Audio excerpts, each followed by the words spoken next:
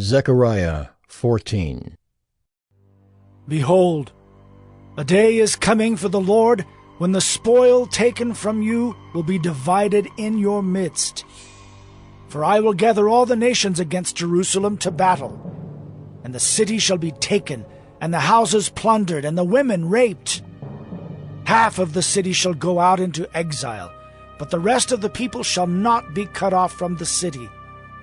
Then the Lord will go out and fight against those nations as when he fights on a day of battle. On that day, his feet shall stand on the Mount of Olives that lies before Jerusalem on the east, and the Mount of Olives shall be split in two from east to west by a very wide valley, so that one half of the mount shall move northward, and the other half southward. And you shall flee to the valley of my mountains, for the valley of the mountains shall reach to Azel, and you shall flee as you fled from the earthquake in the days of Uzziah king of Judah. Then the Lord my God will come, and all the holy ones with him. On that day there shall be no light, cold, or frost. And there shall be a unique day, which is known to the Lord, neither day nor night, but at evening time there shall be light. On that day, living waters shall flow out from Jerusalem, half of them to the eastern sea, and half of them to the western sea.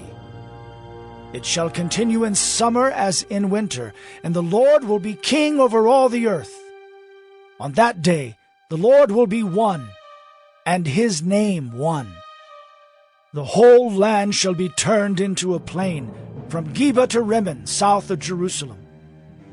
But Jerusalem shall remain aloft on its site, from the gate of Benjamin to the place of the former gate, to the corner gate, and from the tower of Hananel to the king's winepresses. And it shall be inhabited, for there shall never again be a decree of utter destruction. Jerusalem shall dwell in security, and this shall be the plague with which the Lord will strike all the peoples that wage war against Jerusalem. Their flesh will rot while they are still standing on their feet. Their eyes will rot in their sockets, and their tongues will rot in their mouths. And on that day, a great panic from the Lord shall fall on them, so that each will seize the hand of another, and the hand of the one will be raised against the hand of the other. Even Judah will fight at Jerusalem, and the wealth of all the surrounding nations shall be collected, gold, silver, and garments in great abundance.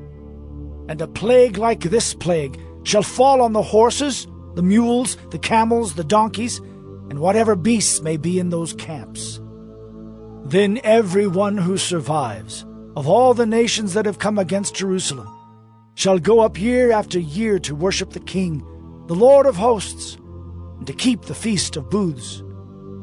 And if any of the families of the earth do not go up to Jerusalem to worship the King, the Lord of hosts, there will be no rain on them. And if the family of Egypt does not go up and present themselves, then on them there shall be no rain. There shall be the plague with which the Lord afflicts the nations that do not go up to keep the Feast of Booths. This shall be the punishment to Egypt, and the punishment to all the nations that do not go up to keep the Feast of Booths. And on that day there shall be inscribed on the bells of the horses, Holy to the Lord. And the pots in the house of the Lord shall be as the bowls before the altar. And every pot in Jerusalem and Judah shall be holy to the Lord of hosts, so that all who sacrifice may come and take of them, and boil the meat of the sacrifice in them. And there shall no longer be a traitor in the house of the Lord of hosts on that day.